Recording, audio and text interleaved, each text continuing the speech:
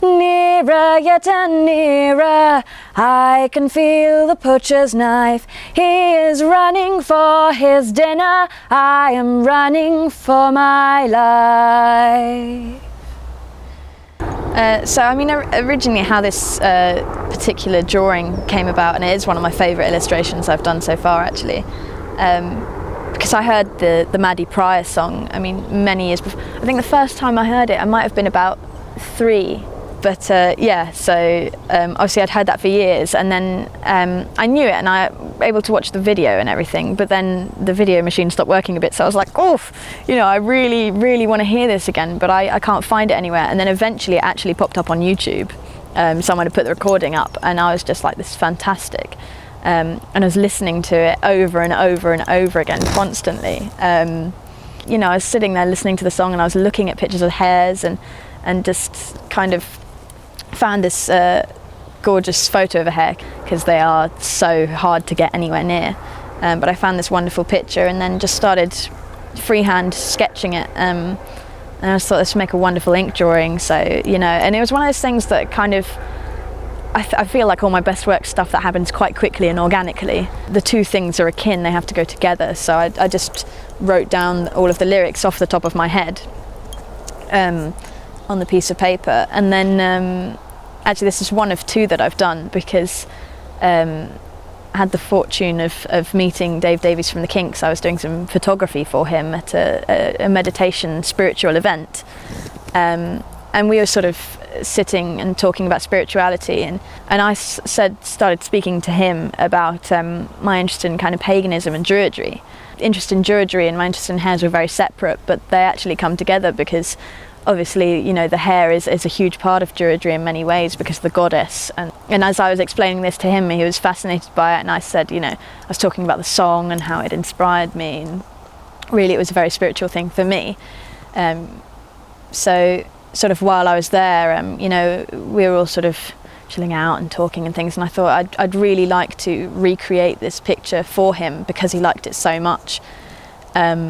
So I took this drawing and I did a copy of it, as it were, but made the writing much more beautiful, because this is sort of a spur of the moment scrawl really.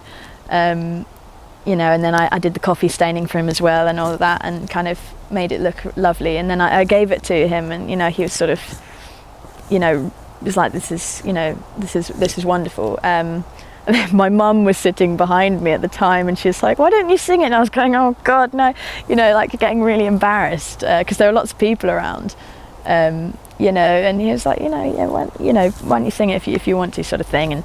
And then I did, and everyone sort of had a listen to it and really liked it. And he was absolutely lovely, actually, because it's sort of, he got quite emotional, and he just said that, you know, it's a wonderful, really wonderful song, and thank you so much for the picture and all the rest of it. And he really liked that, and you know, he was like, I'd love to hear it again, I'd like to hear a recording of that kind of thing, and that was really cool. So I've always been kind of interested in like Celtic culture and paganism.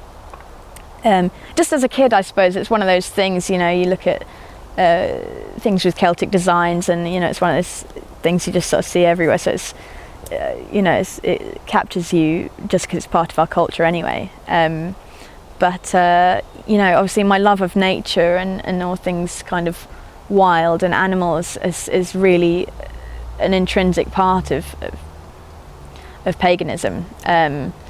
So I was interested in it already, and then I just remember reading this wonderful novel, which I enjoyed immensely. It was one of those things I just couldn't put down. It really captured me, and it was basically all about Cartimandua, one of the ancient. She lived in the same time as Boudica. She was another Celtic queen.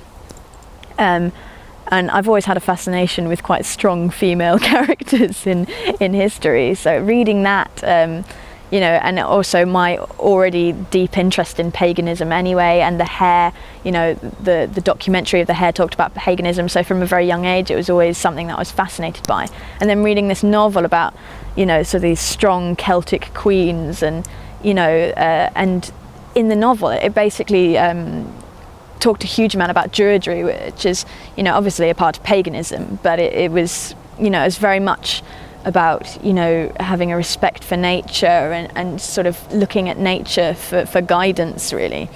And that just immediately kind of caught me, and I was like, that is exactly how I feel about nature. Because I love art so much as well, everything about it is kind of beautiful and spiritual and all the rest of it. And yeah, it just really captured me. So obviously I got really into this Druidry thing, and I found out, I started researching loads and looking up all these, you know, histories and gods and you know, really how much it was a big part of Britain and our history, particularly before, you know, we got invaded by God knows who. So yeah, I mean, it really fascinated me. And then obviously just the more I looked into it, the more links it made with the hare and all the rest of it. And then yeah, the two things have just become akin to me and are really a very central part of my life, I guess. I've been cursed, I've been despised, as a witch with darkest past. I shall go until I